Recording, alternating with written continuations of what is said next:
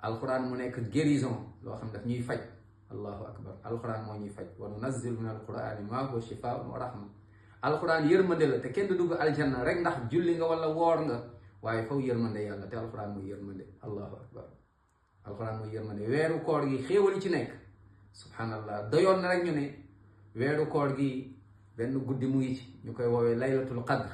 allahu akbar moo xamante ni xayrun min alfi shahr.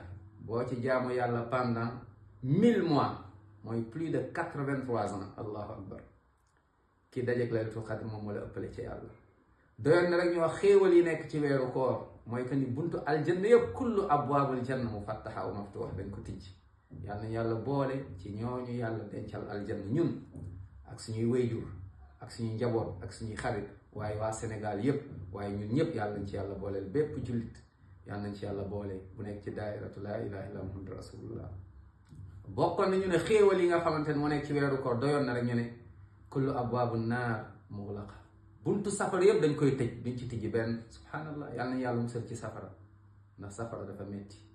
subhanallah safara dafa metti yàlla nañ yàlla musal ci safara musal ñu ci mbugalu bàmmeel musal ñu ci xataayi bàmmeel yàlla nañu yàlla yërëm ñu dugal ñu aljanna. waaye doyoon na ci xéewal ñu ne weeru koor guddi gu nekk déglul bu baax sama mbokk guddi gu nekk ci weeru koor waxoon la benn guddi rek de xam nga laylatul qadr benn guddi la waaye lii guddi gu nekk chaque guddi ci weeru koor yàlla day jël ay jaam yàlla ñu bokk ci ñoom ñi ne jaam yi ñii goreel naa leen safara ñii duñ dem safara aljanna lañ dem. allahu akbar yàlla nañu yàlla boole min utaqaihi min annaar. kon mbokk yi lii nag incha allah ay waxtaan yi jël la ndànk-ndànk bi idnillahi taala donc séddoo ko ñëpp ndax nag julli dëgg-dëgg yaramam day lekk ndax yaram bi dëgër waaye yaram bi fii lañ koy subhanallah dañ koy jël daal di koy gas suul waaye li ëpp solo mooy ruux.